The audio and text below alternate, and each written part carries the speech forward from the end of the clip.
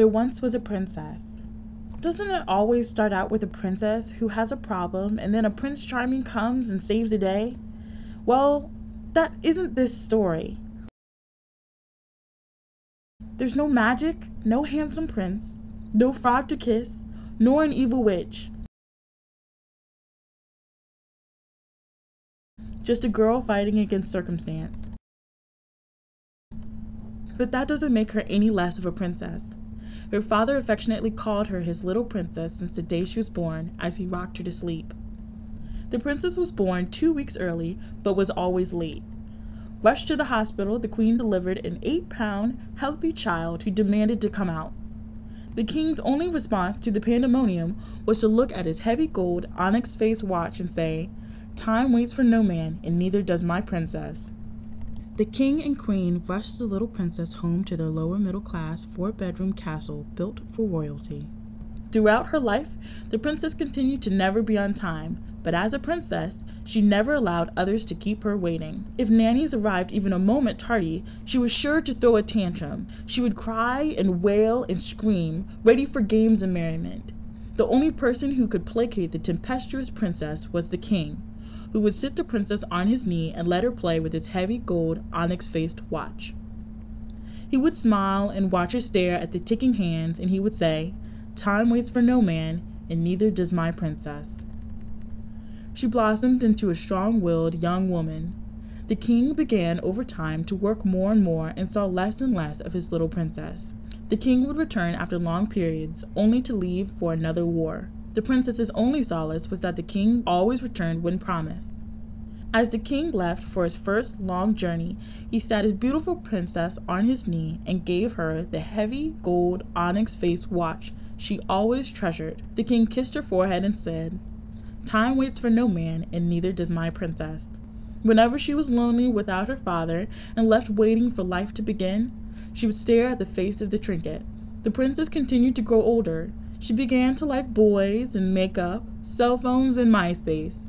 She was no longer Daddy's little girl, and in his absence, there became a distance in their relationship, but the princess always held the gift dear to her heart. Youthful romances came and went. She had her heart broken, and she broke some hearts. The princess removed links from the heavy gold onyx-faced watch so she could wear it on her delicate wrist.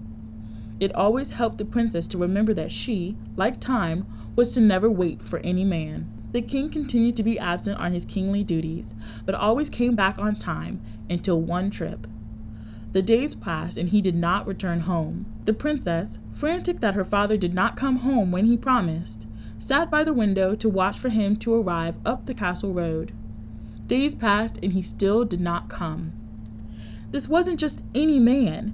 This was her father, and she was going to wait.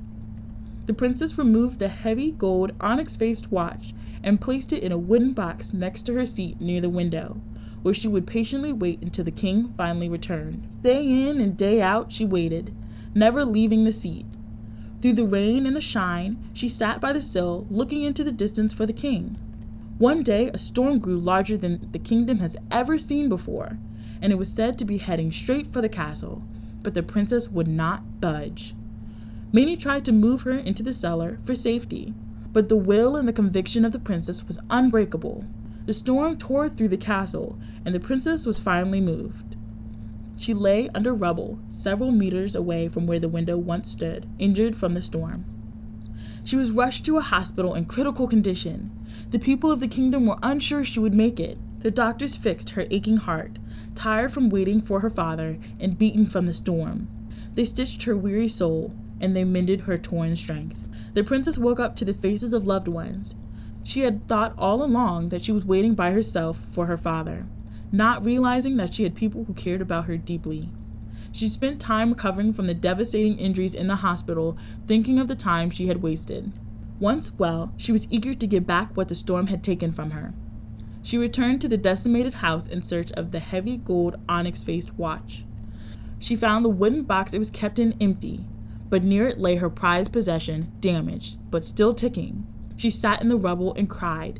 The king told her not to wait, because he wanted her to go out and live and not depend on anyone for happiness. The princess, a woman now, had wasted many years in her youth waiting for the king who would never come home. She knew her father would have been disappointed to know that she had abandoned all the dreams she had for herself.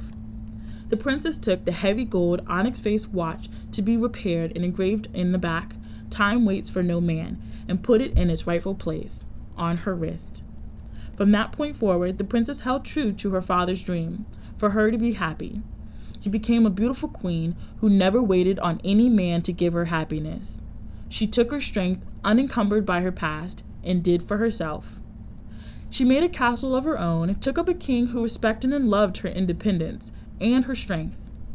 And the queen's gold onyx-faced watch was passed down each generation of women, who were all born 2 weeks early but were never on time.